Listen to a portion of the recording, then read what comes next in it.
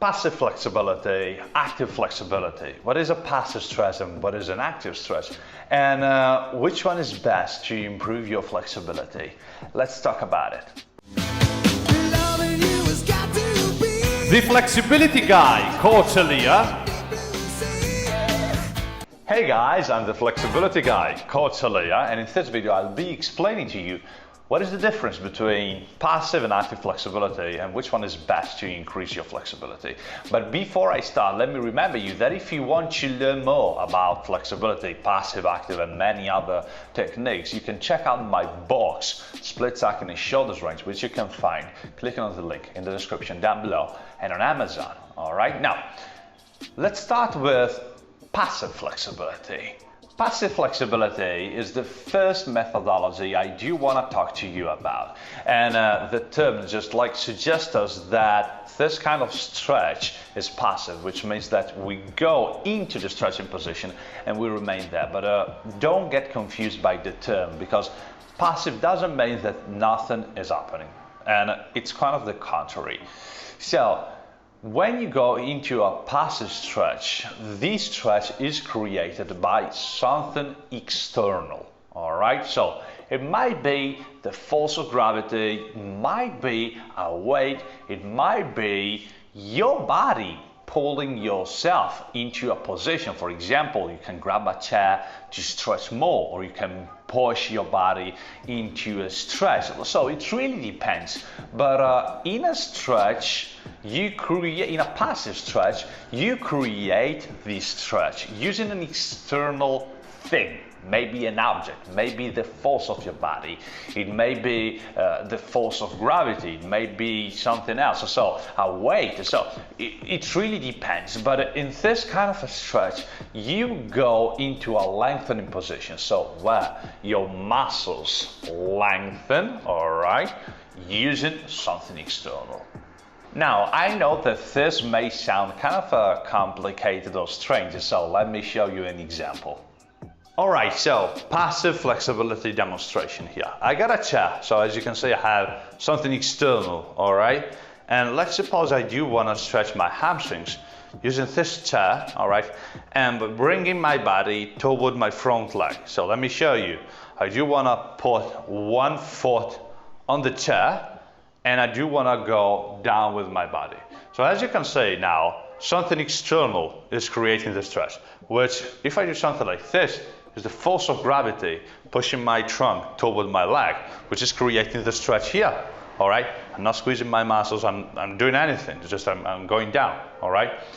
But I can also do something like this. I can grab the chair, I can pull with my arms, my body into the stretch, so my trunk toward my leg. And also here, I'm using something that external, so like the force of my arms, all right, to create the stretch.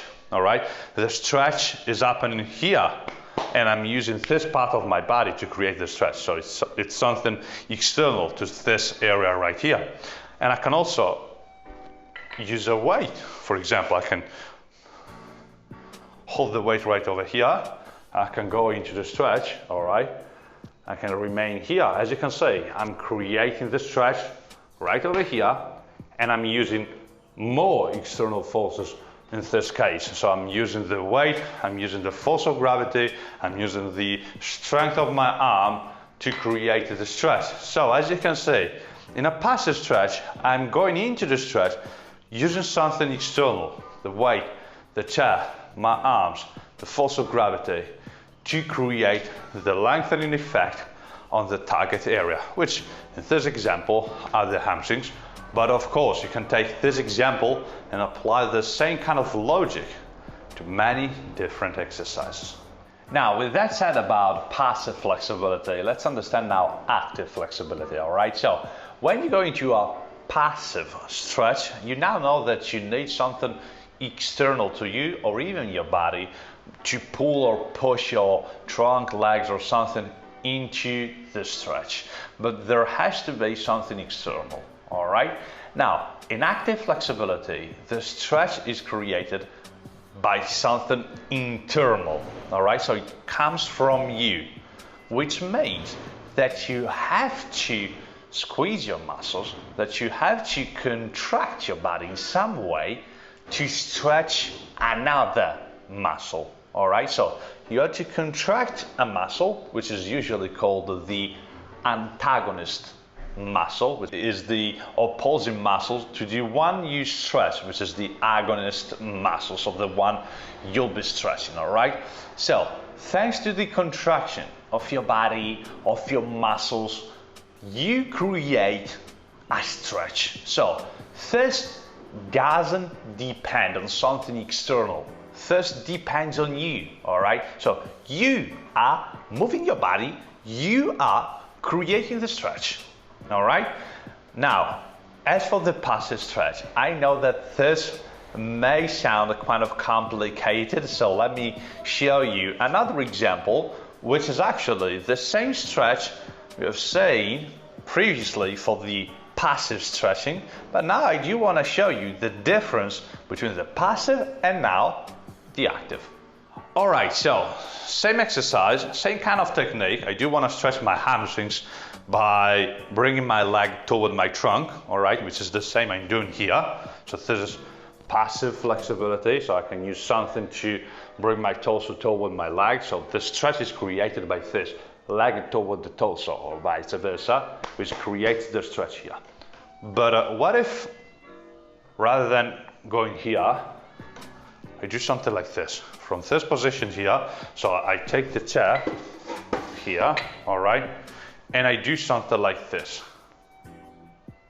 Of course, this is creating a stretch here, but as you can see, I'm not using the force of gravity to go down, I'm not using a weight to go into the position, I'm not squeezing something with my arms or pushing away on something. I am squeezing the quad, so the muscle here in the front part of my leg, also my iliopsoas, so my hip flexors. In this case, I don't want to talk about the muscles because there's not the point. I'm squeezing my muscles to create the stretch on the opposite muscles. So again, from this position here, I create the stretch here by contracting here. All right, so I'm creating a stretch using the strength of my muscles. It's not depending on something external. Of course, I can grab the chair just to maintain the balance, but I can also keep, I can also perform the exercise without the chair, and the result is kind of the same. All right, but it's not depending on something external, a weight, a chair, the strength of my arms, the force of gravity. This is something that I create with the strength of my body, and this is an active flexibility exercise. All right, guys, so is it clear now? I think yes. So in a passive stretch, which is not really passive, you know, you go into the stretch, your muscles lengthen, so something is moving. It's not really passive, but you need an external force to create the stretch. Maybe an object or something, also your body, but it's not coming from you, from your muscles, all right? Which is the case in the active stretch, where your muscles create the stretch. At this point, you don't have to be confused, though, when you see a stretching position, if you move your body or not, because it doesn't change the fact that you can be in an active or in a passive stretch. So the fact that you're moving your body doesn't change where the stretch is coming from. All right, so if you are in a passive stretch and you move your body, that remains a passive stretch. If something external is creating the stretch, this remains a passive stretch. Vice versa. If you're moving your body, if you're contracting your muscles and moving your body to create the stretch, this remains an active stretch, even though you're moving your body. But if that movement is created by your muscles and you are stretching the target muscle thanks to the contraction of the other muscles, then this remains an active stretch. I know this may sound a little complicated, so let me provide you the final example, all right, to understand even better this concept right here. All right, so does the fact that you are moving your body in a certain stretching position change something about that stretching position and the methodology you're using? No, all right, because this is the passive stretch, all right? So you go down here, all right, and you stretch. You can stay here with a static stretch, so you just stay, all right?